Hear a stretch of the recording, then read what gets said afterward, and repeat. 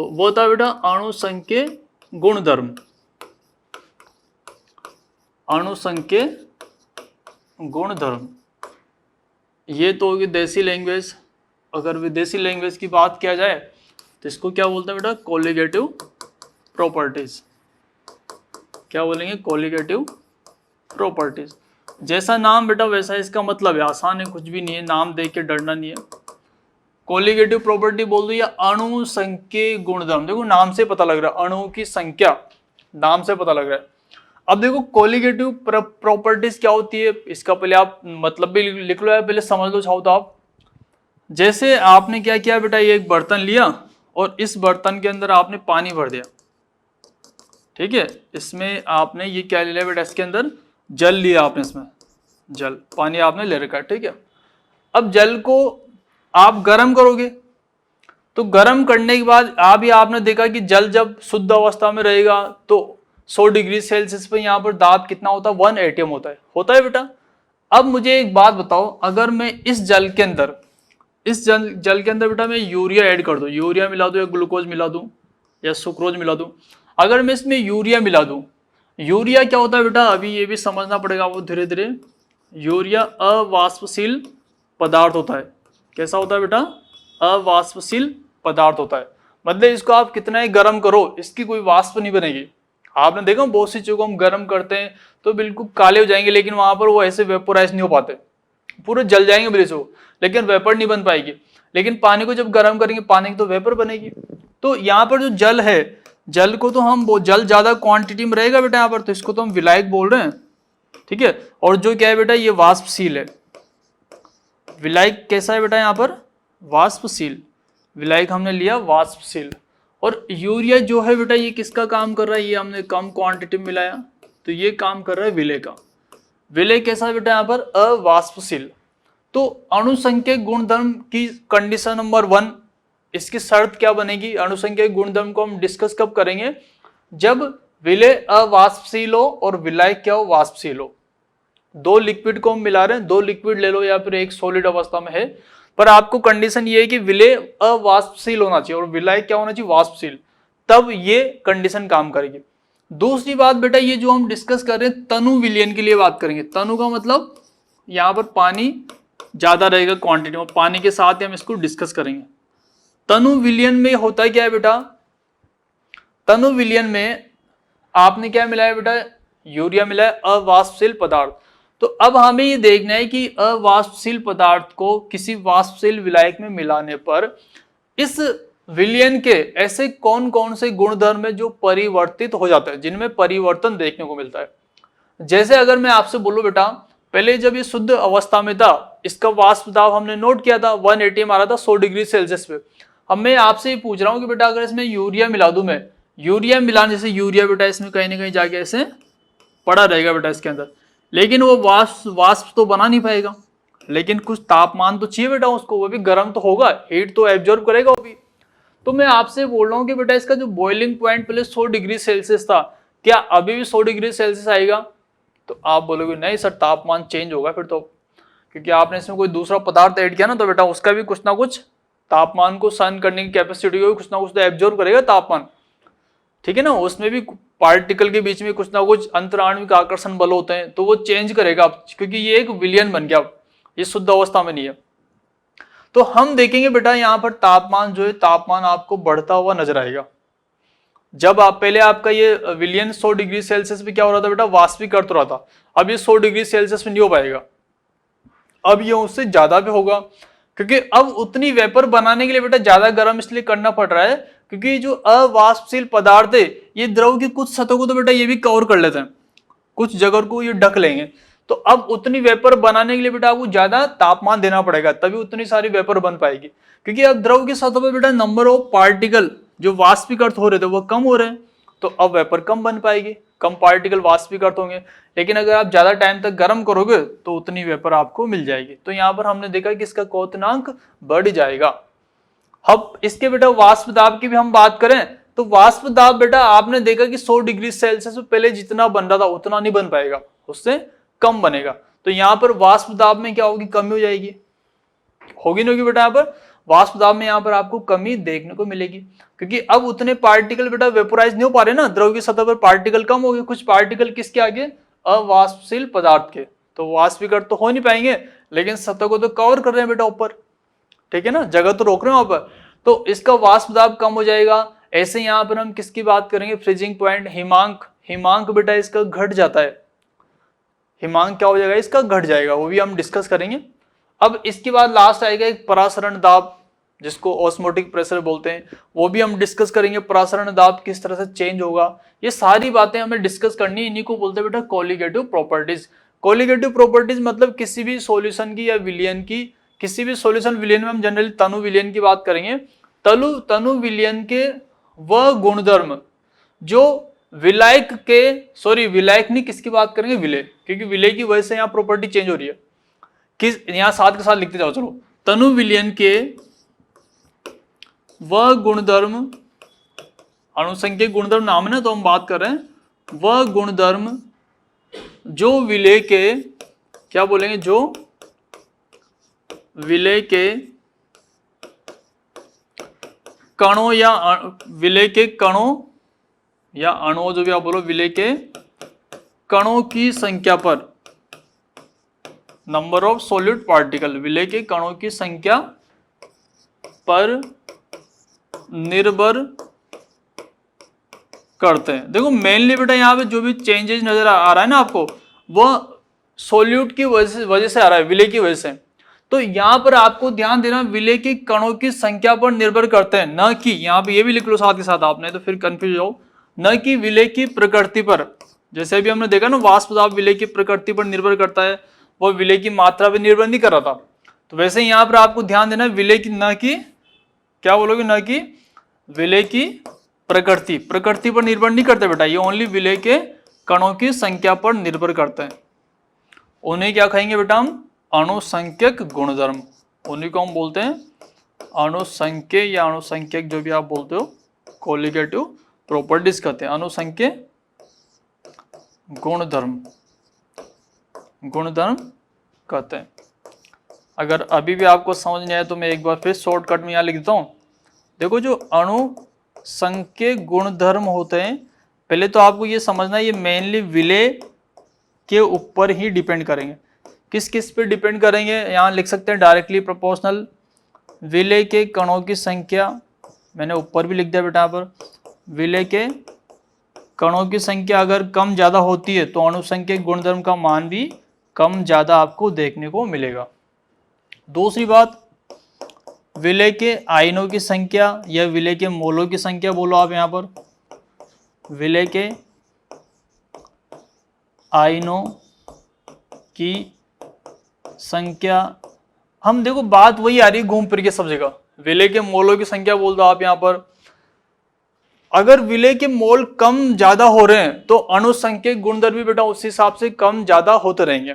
मतलब फाइनली हम एक बात ये समझ रहे हैं कि किसी भी तनु विलयन में या किसी भी प्योर विलयन के अंदर जब हम अवाष्पशील पदार्थ मिलाते हैं तो उस विलयन के कुछ ना कुछ गुणधर्म होते हैं जो चेंज होते रहते हैं, और उन्हीं को हम बोलते हैं कोलिगेटिव प्रॉपर्टीज। और वो मेनली किस पे डिपेंड करते हैं बेटा बताओ, वो डिपेंड करते हैं, किस पे डिपेंड करते हैं बेटा, विलय के कणों की संख्या पर।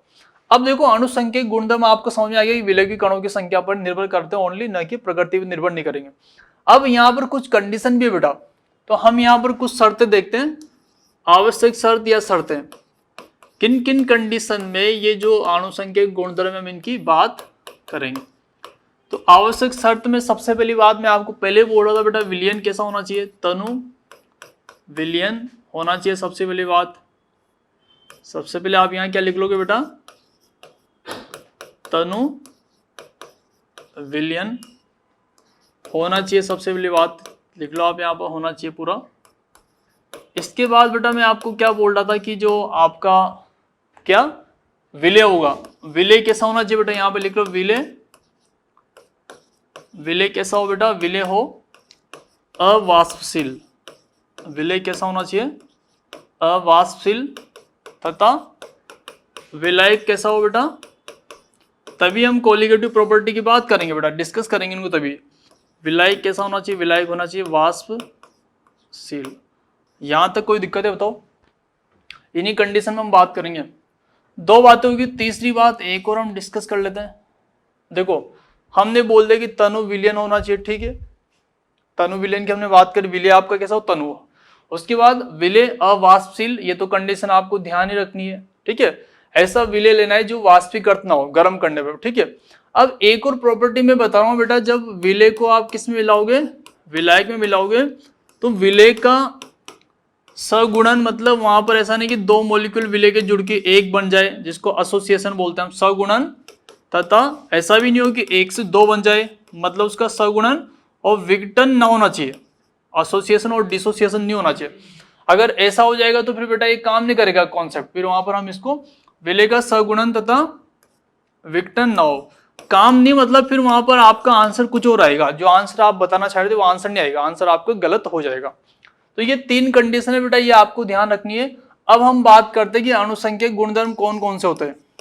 अणुसंख्यक गुणधर्म के प्रकार, हम यहाँ पर किन किन की बात करेंगे, मतलब ऐसा तो नहीं है कि सारे गुण, बहुत सारे, सभी कौन कौन से गुणधर्म होते हैं अणुसंख्यक, उनकी बात करते हैं। अणुसंख्यक गुणधर्म के प्रकार, जनरली आपने नाम सुना होगा तो पहले से।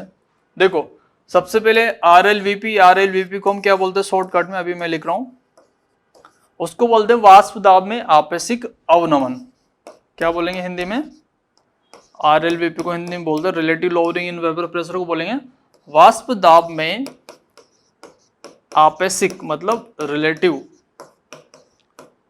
आपैसिक अवनमन। इनिशियल से कंपेयर करेंगे कितना, अवनमन का मतलब क्या होता है बेटा, कमी, अवनमन का मतलब होता है कमी, कितनी कमी आ रही, ठीक है, ठीक है। इसको इंग्लिश में अगर लिखना चाहे पूरा लिखने में टाइम लगेगा, RLVP बोलते हैं, RLVP आप चाहो तो लिख सकते हो, relative lowering in vapour pressure, vapour pressure में कितना कमी आ रही है। दूसरा मैं बोल रहा हूँ बेटा क्वथनांक में उन्नयन, एलिवेशन इन बॉइलिंग पॉइंट, इसको बोलते हैं क्वथनांक में उन्नयन। उन्नयन का मतलब क्या होता है बेटा, वृद्धि होना, अवनमन का मतलब कमी और उन्नयन का मतलब होता है वृद्धि, बढ़ना, ठीक है। और हिमांक में अवनमन, अगला मैं लिख रहा हूं हिमांक में अवनमन, हिमांक में अवनमन, इसको हम डेल्टा HB से रिप्रेजेंट करेंगे, इसको हम डेल्टा HF से रिप्रेजेंट करेंगे, ठीक है। और लास्ट हम बात करेंगे परासरण दाब। परासरण दाब भी क्या होता है बेटा, अणुसंख्यक गुणधर्म, मतलब कोलिगेटिव प्रॉपर्टीज। परासरण दाब लिख लो, ठीक है, परासरण दाब, इसको पाई से प्रदर्शित करेंगे, ठीक है। और आप बोलो सर डिस्को कैसे करेंगे, इसको भी मैं आपको बताऊंगा, एक एक करके हम डिस्कस करेंगे। अगर आप चाहो तो यहाँ लिख ही लो, डिस्को हम ऐसे लिखेंगे यहाँ पर डेल्टा P/P नोट, क्या होता है वो अभी आपको समझेंगे तभी समझ में आएगा, इसे लिखने से मतलब नहीं, इसलिए अभी मैं आपको बताऊंगा आगे डिटेल में। अब देखो हमें ये सब समझने से पहले अणुसंख्यक गुणधर्म क्या होते हैं, कितने प्रकार के होते हैं, ये सब हमने देख लिया, लेकिन ये सब समझने से पहले हमें एक बात समझना पड़ेगा। आप बोलो सर क्या, हमें यहाँ पर कुछ बातों का थोड़ा सा काम आने वाली, तो बातों को हम डिस्कस करेंगे, इसीलिए हम इसके लिए बेटा एक इंपॉर्टेंट कॉन्सेप्ट सीखने जा रहे हैं जो बहुत ही इंपॉर्टेंट है, आपको बहुत सी बार देखने को मिलेगा, उसका नाम है राउल्ट, राउल्ट का नियम, राउल्ट या रोल्ट जो भी आप बोलो, राउल्ट का नियम हमें समझना होगा, ठीक है। राउल्ट बाबा ये क्या बताते हैं बेटा, इसको समझते हैं हम। राउल्ट ये बोलता है कि किसी भी विलयन में, जैसे आप इसको समझ ही लो पहले ध्यान से, देखो राउल्ट क्या बोलना चाह रहा है, समझो पहले आप ध्यान से। जैसे ये आपके पास एक बर्तन है और ये दूसरा बर्तन है, ठीक है, इसमें हम बात कर रहे हैं किसकी, विलय की, और यहाँ पे आपने ले लिया विलायक, चाहो तो आप इसके अंदर ही लिख देता, हम यहाँ पर हमारा जगह बच जाएगा, यहाँ पर हम विलय ले रहे हैं इसमें, और यहाँ पे हमने ले लिया बेटा, क्या ले लिया हमने, विलायक, ठीक है। यहाँ पर हो क्या रहा है बेटा, जो विलय है वो भी हमने कैसा लिया, वाष्पशील लिया, और विलायक कैसा लिया, ये भी हमने वाष्पशील लिया, ठीक है, दोनों बिल्कुल प्योर अवस्था में। बेटा देखो जब हमने वाष्प दाब पढ़ा था वहां पर एक बात नहीं लिखी हमने, लेकिन उस बात को आप हमेशा लिख भी सकते हो, चाहो तो याद भी रखना, किसी भी शुद्ध द्रव का वाष्प दाब विलयन के वाष्प दाब से हमेशा अधिक होता है, देखो अगर कोई भी पदार्थ शुद्ध अवस्था में है, जैसे पानी की अगर हम बात करें, पानी अगर शुद्ध अवस्था में रहेगा और अगर पानी के अंदर आपने कोई दूसरी चीज मिला के उसको गर्म करोगे तो अब उसका वाष्प दाब पहले के बराबर नहीं आएगा बेटा, अब कम आएगा। मतलब मैं ये बोल रहा हूँ किसी भी पदार्थ का शुद्ध अवस्था में वाष्प दाब उसके विलयन से हमेशा अधिक होता है। ये बात आपको हमेशा ध्यान रखनी है। तो देखो ध्यान से, ये विलय बेटा, विलय को मैं यहाँ पर इसको हम ए मान के चलते हैं और इसको बी मान के चल रहे हैं, ऐसे ध्यान रखना होगा ना। ए का मतलब विलय और बी का मतलब ये। प्रेशर की बात करेंगे तो पी, इसको भी पी। ए का मतलब विलय का और बी का मतलब विलायक का। अब शुद्ध अवस्था के लिए बेटा यहाँ पर नोड लिखेंगे हम। जब भी शुद्ध अवस्था में प्रेशर की बात करेंगे, शुद्ध बेटा देखो बिल्कुल शुद्ध है ना, विलय ओनली एक विलय ही है इसके अंदर। जैसे यहाँ पर आपने फॉर एग्जाम्पल आपने क्या लिया है, यहाँ पर एल्कोहल ले लिया आपने, ठीक है, एल्कोहल है, और यहाँ पर आपने पानी ले लिया, ठीक है, बहुत सारा।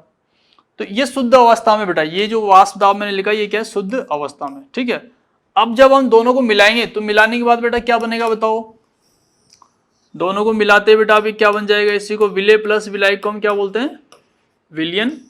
क्या बन जाएगा, विलयन बन जाएगा। अब मुझे ये बताओ बेटा इसका जो वाष्प दाब है पहले था उतना ही रहेगा क्या, इसको तो कुछ और नाम देंगे ना।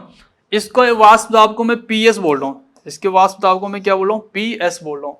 पीएस का मतलब क्या है बेटा, पीएस, एस का मतलब सॉल्यूशन है बेटा यहाँ पर, ठीक है।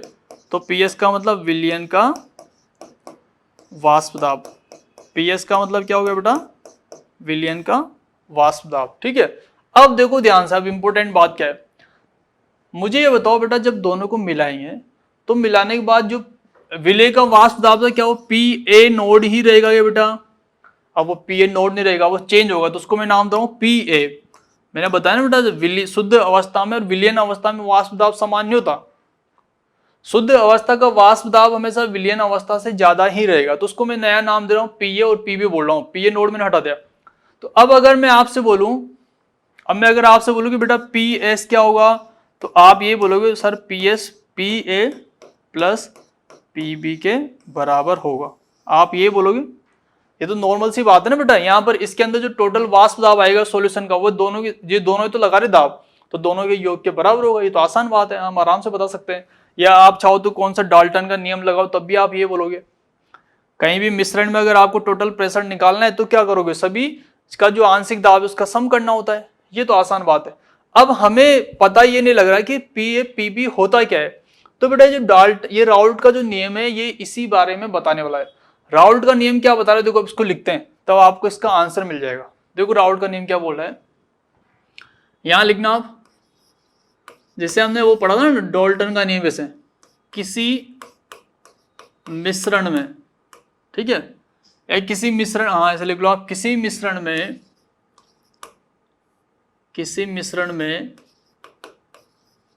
किसी भी अवयव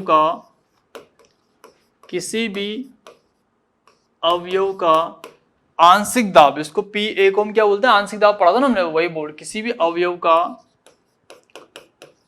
आंशिक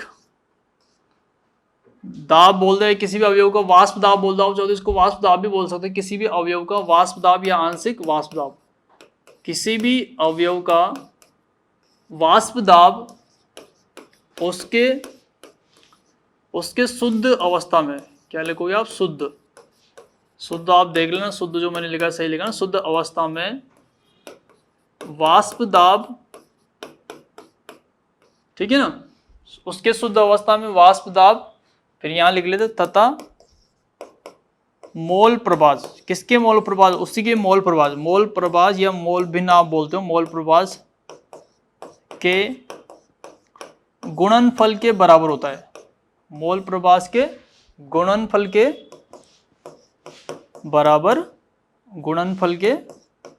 बराबर होता है। देखो समझते क्या बोल रहा हूं बेटा मैं, बराबर होता है। राउल्ट का नियम क्या बोल रहा है, ध्यान से देखना बेटा, समझना, इसको याद नहीं करना बिल्कुल भी, फिर स्टेटमेंट हम हमारे हिसाब से बना लेंगे अपने आप। देखो ध्यान से, जैसे आप बोलो सर पी ए क्या बताएगा, ये राउल्ट पी ए ये बोल रहा है राउल्ट की इसका जब ये शुद्ध अवस्था में था तो प्रेशर क्या था, पी ए नोड था, बोला ना, शुद्ध अवस्था में वाष्प दाब पी ए नोड, और इसके मोल प्रभाज को हम क्या बोलेंगे बेटा, एक्स ए बोलेंगे, ऐसा बोल रहा है। वैसे अगर मैं आपसे बोलूं बेटा कि पी बी क्या होगा, तो आप बोलो सर राउल्ट ने बताया हमें कि पी बी नोड और एक्स बी के बराबर होगा। होगा नहीं होगा। और आप मुझे बताओ बेटा, ये जो पी ए नोड है या जो पी बी नोड है, ये किसी पदार्थ का शुद्ध अवस्था में वाष्प दाब है, इसकी वैल्यू तो बिल्कुल फिक्स रहेगी। अगर मैं आपसे बोलूं कि बेटा प्योर जल का, शुद्ध जल का वाष्प दाब कितना होगा, तो आप बताओगे सर 1 एटम। आसान सी बात, फिक्स होता है क्योंकि वो शुद्ध अवस्था में बेटा किसी पदार्थ का आप कहीं भी देखोगे तो फिक्स ही मिलेगा आपको, क्योंकि वहां पर एक ही टाइप की कण है, उनका एक बार हमने निकाला हमेशा आपको वही मिलेगा, कभी चेंज होने वाला नहीं है। वाष्प दाब के बारे में हमने पढ़ा है। तो यहाँ पर पी और पी ए नोड क्या रहेंगे बेटा, ये नियतांक रहेंगे, कांस्टेंट। क्या होते बेटा, ये तो कांस्टेंट होते ना।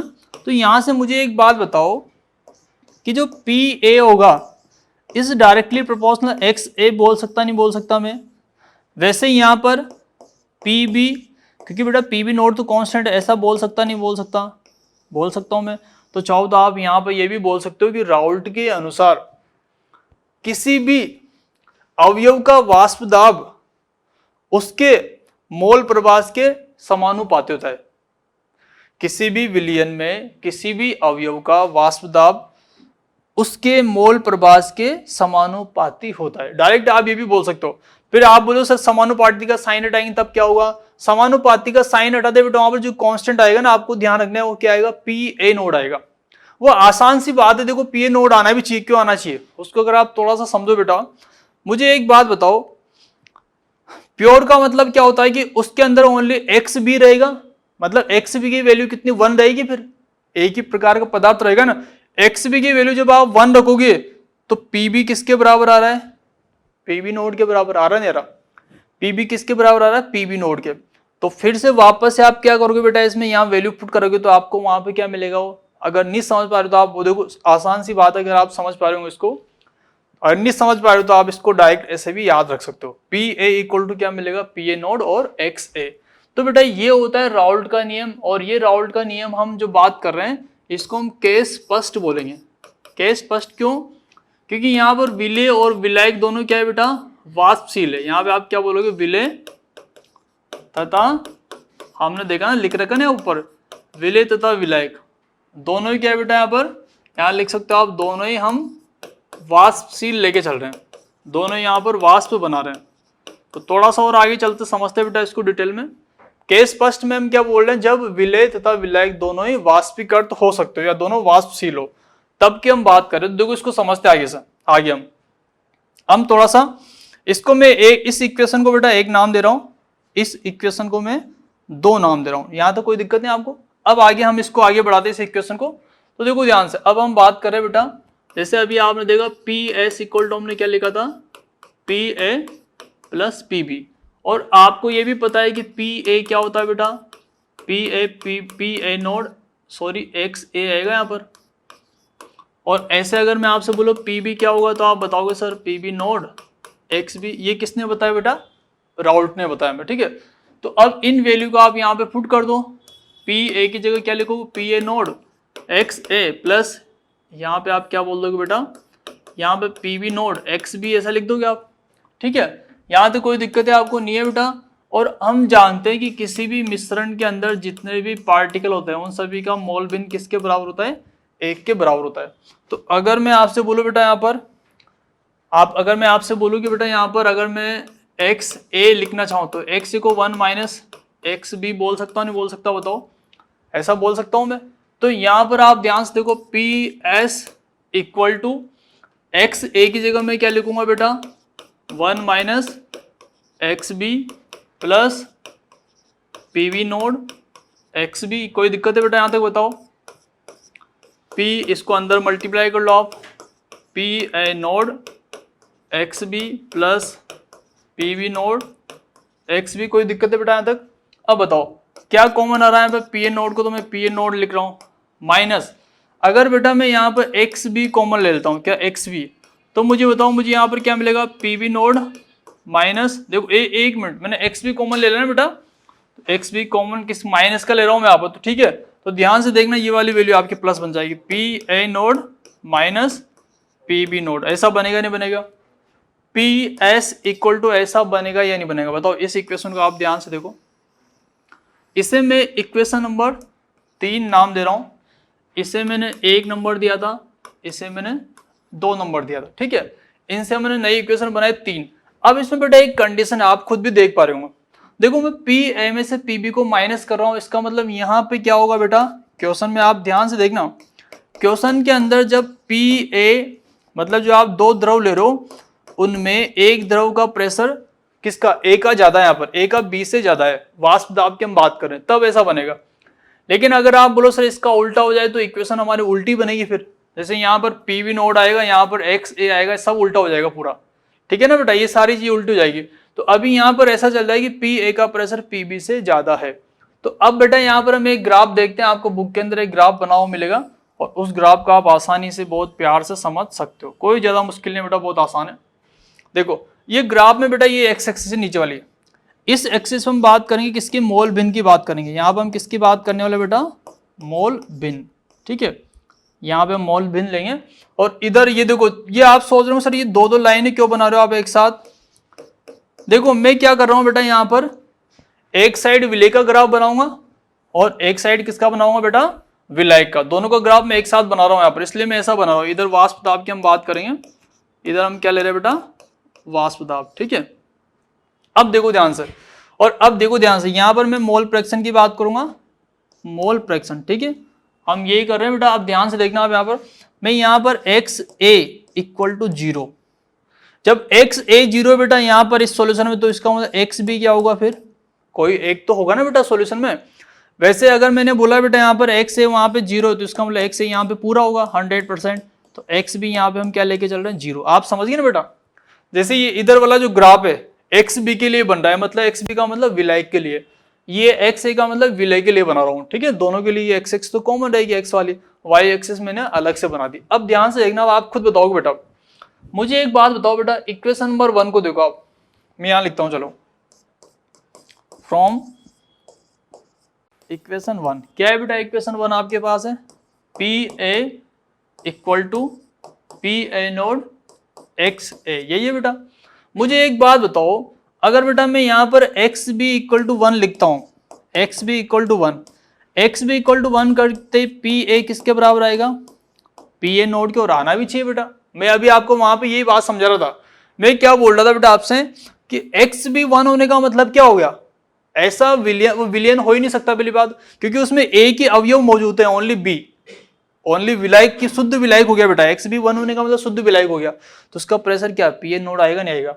अब मुझे बताओ एक्स बी 1 कहां पे बेटा, एक्स बी 1 यहाँ पे, एक्स बी यहाँ पे देखो ध्यान से, एक्स बी इक्वल टू 1 कहां पे चल रहा है बेटा, यहाँ पर। जब एक्स बी 1 रहेगा, देखो ध्यान से, हमने सही लिखा बेटा, एक्स बी यहाँ पर हमने लिखने में मिस्टेक की, हाँ देखो यहाँ पर बेटा क्या आने वाला था, हमने जल्दबाजी कर दी, हो सकता है मैंने वहां भी सही लिख रखा हूं, यहाँ देखो यहाँ नहीं लिखा सही ना बेटा, यहाँ पे क्या आएगा, ए आएगा ना, हमने जल्दबाजी कर दी।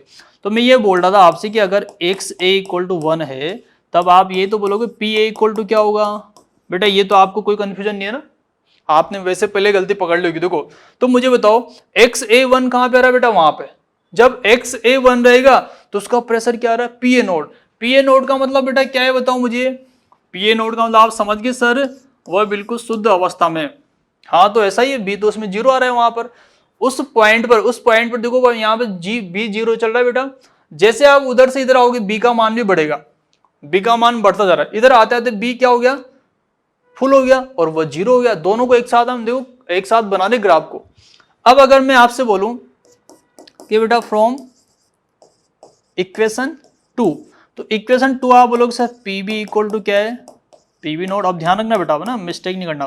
तो एक्स बी इक्वल टू क्या रहेगा 1, तो बताओ पी बी इक्वल टू क्या आएगा, वो तो देखो आसान सी बात है, जहां पर ये ओनली ए की कंपोनेंट रहेगा तो उसका वाष्प दाब भी फुल रहेगा।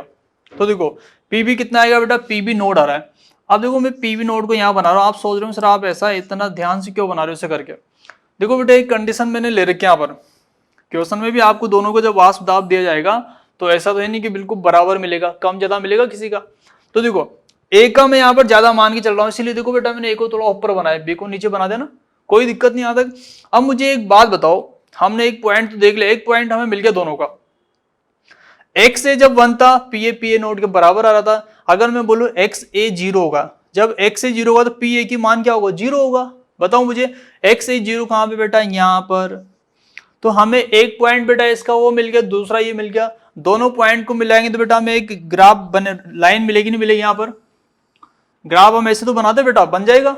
इसी तरीके से ये ग्राफ किसके लिए बनाया बेटा, ए को अगर आप बोलो, ए को आपने क्या नाम दिया, विले, तो विले बोल दो आप। ये मैंने पी ए के लिए बनाया बेटा, ये ग्राफ किसके लिए बनाया मैंने, पी ए के लिए। पी अच्छे से लिख दो, आपको नहीं तो अजीब सा लग रहा है डेल्टा ऐसा ना, सही कर देता। ये बेटा पी ए, ठीक है। अब बताओ दूसरा, एक्स भी जब जीरो रहेगा पी भी जीरो रहेगा, एक्स भी जीरो कहां पे, वहां पे रहे, तो आप समझ गए होंगे बेटा, इस लाइन को आप इस पॉइंट से मिला दो, ये बन गया आपका पीबी के लिए। अब बात आती है, हमने विले और विलायक का ग्राफ बना लिया, अब बात करते हैं किसकी, सॉल्यूशन की। तो इक्वेशन नंबर 3 बेटा, थर्ड इक्वेशन ये, तीसरी इक्वेशन को आप ध्यान से देखना भी, आपको पता लग जाएगा। मुझे बताओ जब एक्स ए जीरो रहेगा, एक्स ए नहीं, इसमें ओनली एक्स भी आ रहा है, तो हम एक काम करते हैं ना, कोई दिक्कत नहीं, हम एक काम करते हैं, मुझे बताओ आप, देखो यहाँ पे क्या रहा है आपके पास, एक्स ए जीरो, इसमें कहीं एक हमने एक्स बी के फॉर्म में लिखा ना, कोई दिक्कत नहीं, हाँ तो एक्स बी 1 ले लो आप, यहाँ पर एक्स बी की वैल्यू है।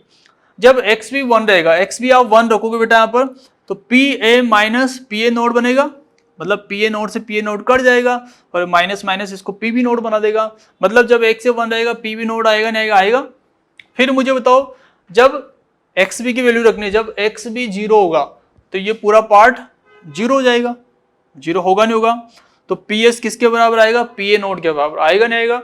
दोनों पॉइंट हमें मिल गए बेटा, दोनों पॉइंट को जब आप ऐसे मिला दोगे, इस तरीके से मिलाओगे, तो बेटा ये किसका ग्राफ बन जाएगा, ये ग्राफ बन जाएगा विलियन के लिए। ये ग्राफ किसका बन जाएगा, विलियन का, P S equal to P A plus P B. Equation 3 को आप काम में लेके ग्राफ बना सकते हो। ये ग्राफ हमने बना लिया विलियन का।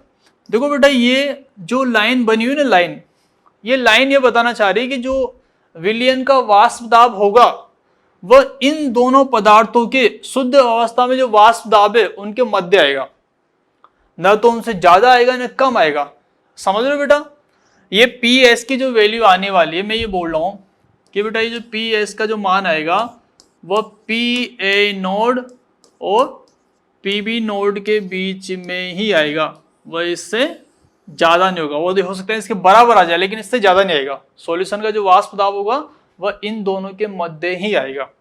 तो ये था बेटा राउल्ट का नियम, जो हमने केस स्पष्ट लिया। आपके दिमाग में क्वेश्चन आ भी रहा होगा, सर आपने अभी दोनों पदार्थों को वाष्पीकृत मान के चल रहे थे। सेकंड केस हम डिस्कस कर लेते वो भी, जिसमें हम किसी एक पदार्थ को क्या कर देंगे, अवाष्पशील बनाएंगे। ये फर्स्ट केस हमने डिस्कस किया।